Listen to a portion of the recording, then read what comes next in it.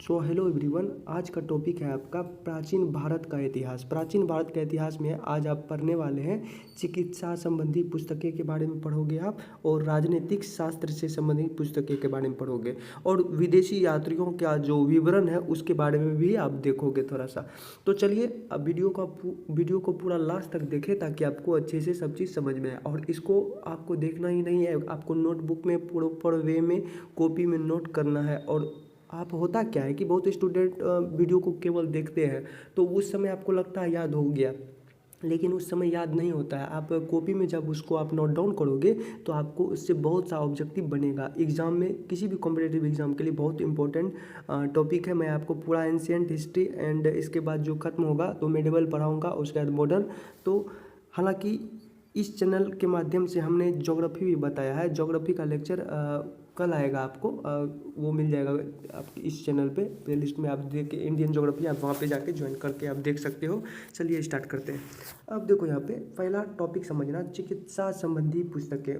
चिकित्सा से संबंधित पुस्तक के बारे में समझते हैं। तो उसमें उसके संबंधी का मतलब ऐसे समझो कि जो चिकित्सा संबंधी पुस्तकें जो था, बुक जो थे, तो वो किस किस ने लिखे थे उसके बारे में हम सबसे पहले समझेंगे।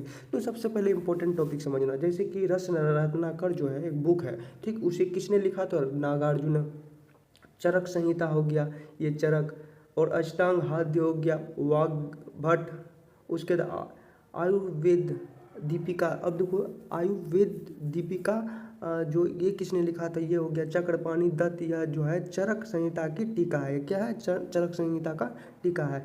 अब देखो शालिहोत्र, ये जो है परमार राजभोज ने लिखा था। इसको आप ऐसे याद कर सकते हैं as it is. I hope ये आपको समझ में आ चुका होगा। ये एक तरह का समझ लो कि हमने आपको ये बताया कि ये बुक जो है इसने मतलब बनवाया या ट्रांसलेट करवाया, जो प्रसारित करवाया। तो ये इस तरह से आपको याद कर लेना अपने ट्रिक बना के। वो किस तरह से होता है, हर इंसान का जो टॉपिक होता है याद करने का अलग अलग तरीके से वो याद करता है। किस चीज़ को वो किस तरह से याद करता है वो आपको हमसे बेहतर वो आप जानते हैं कि आपको किस तरह से याद होता है। जिन स्टूडेंट को ये लगता है उसे याद नहीं होता है, तो वो आप पहले आपको लेट लगेगा, लेकिन धीरे धीरे आपको कम समय लगेगा। आप कोशिश करो लिख के याद करने का।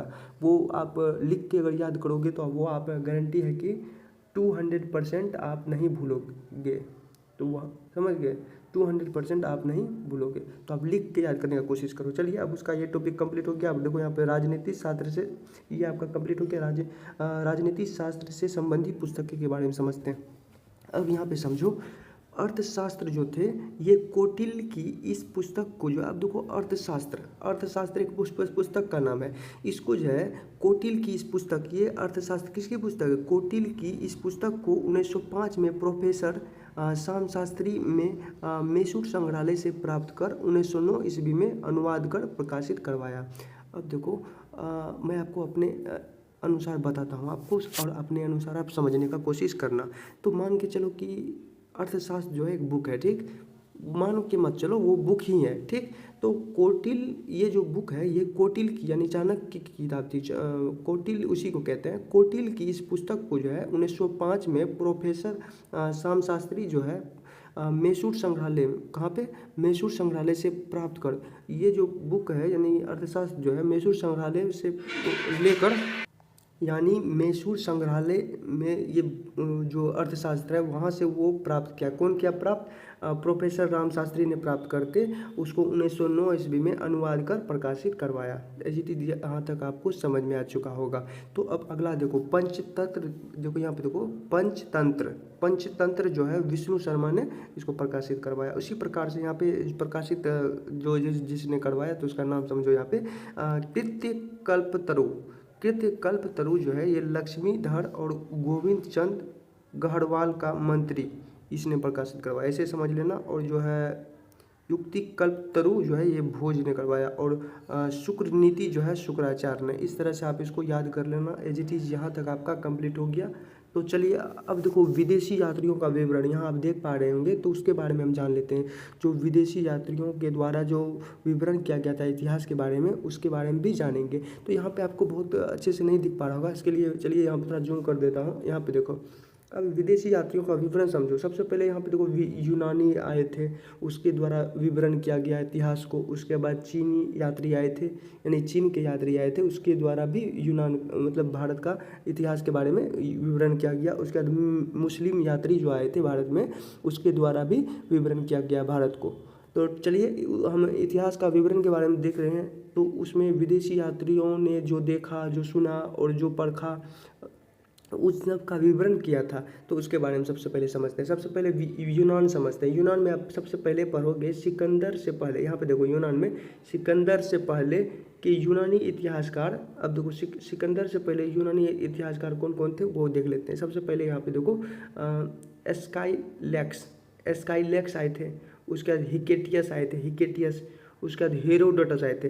और फादर ऑफ हिस्ट्री जो है हेरोडोटस को कहते हैं, सी को। आप इसको नोट डाउन कर लेना, बहुत इंपॉर्टेंट टॉपिक है। और देखो उसके बाद टेसियस आए थे।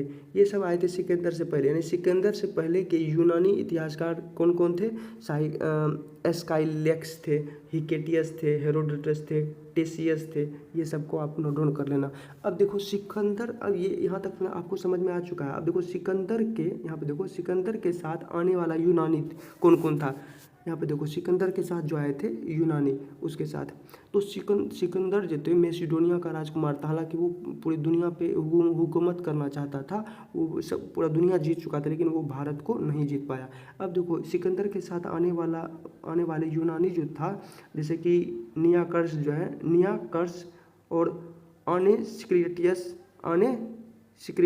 सिक्रिटस। उसके बाद यहाँ पे अरिस्टोबुलस, ये सब जो है सिकंदर के साथ आए थे। तो आई होप ये आपको समझ में आ चुका है। ये सिकंदर के साथ आने वाले यूनानी है। अब देखो सिकंदर के बाद आने वाला यूनानी कौन कौन थे? मेगास्थनीज थे। यह सेल्यूकस का राजदूत था। और जो मेगास्थनीज जो थे ये सेल्यूकस का राजदूत था। अब बताओगे कि जो सेल्यूकस निकेटर जो था ये किसका सेनापति था? ये था आपको सिकंदर का सेनापति कौन? सेल्यूकस निकेटर था। अब देखो मेगास्थनीज जो है यह सेल्यूकस का राजदूत था, जो चंद्रगुप्त मौर्य के दरबार में आया था। किसके दरबार में आया था? मेगास्थनीज किसके दरबार में आया था? ऐसे समझना, मेगास्थनीज जो थे वो चंद्रगुप्त मौर्य के दरबार में आए थे। और मेगास्थनीज को भेजने वाला कौन? जो भेजने वाला मतलब जो गया, हम जैसे कि आप किसी को भेज रहे हो तो वो आपका राजवेद हुआ। एक तरह पुराने जमाने में राजा महाराजा जो थे, तो युवराज सब जो थे वो राजदूत भेजा करते थे कि संदेश पहुंचाने के लिए। तो जो मेगास्थनीज जो थे एक राजदूत थे। ये किसका राजदूत थे? सेल्यूकस का राजदूत थे, जो चंद्रगुप्त मौर्य के दरबार में आए थे। किसके? चंद्रगुप्त मौर्य के दरबार में। इसको नोट डाउन कर लेना। अब देखो डाइमेकस जो है, इसके बारे में समझो। यहाँ पे यह जो है सीरिया के एंटियोकस का राजदूत था। अब डाइमेकस किसका राजदूत था? सीरिया के एंटियोकस का राजदूत कौन था? डाइमेकस था। और जो बिंदुसार के दरबार में आए थे। किसके दरबार में? बिंदुसार के दरबार में। देखो यहाँ पे चंद्रगुप्त आए। चंद्रगुप्त किसका पिता था? बिंदुसार का।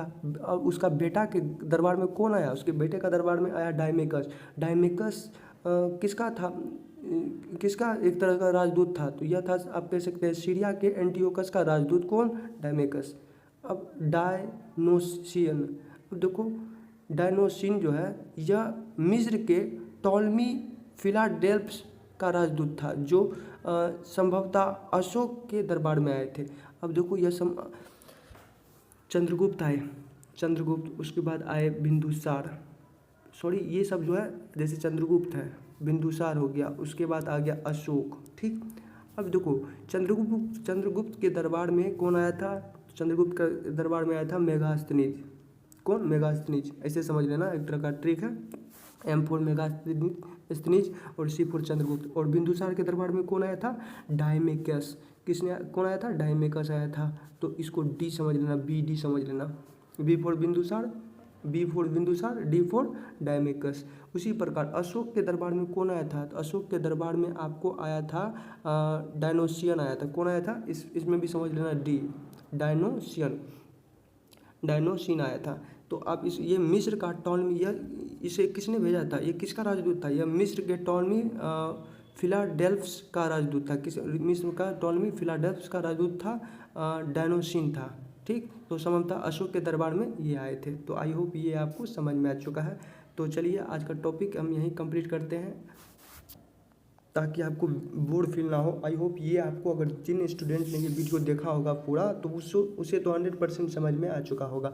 आप इसको कॉपी में लिखने का कोशिश करें और इसी तरह से ट्रिक बना के अपने से याद करने का कोशिश करें। अगर नहीं तो यहाँ से आप लिखने का कोशिश करो, बेस्ट उपाय है। अगर आप नहीं भूलना चाहते हो तो जब भी कोई याद करो टॉपिक को, तो उसे लिखने का कोशिश करो। चलिए आज का टॉपिक यहीं हम कंप्लीट करते हैं, इसका नेक्स्ट पार्ट में बहुत जल्द लेके आऊँगा। चलिए आज के लिए बस इतना ही। अगर ये आपको अच्छा लगा तो ज़्यादा से ज़्यादा लोगों को शेयर करें और नीचे कमेंट करें।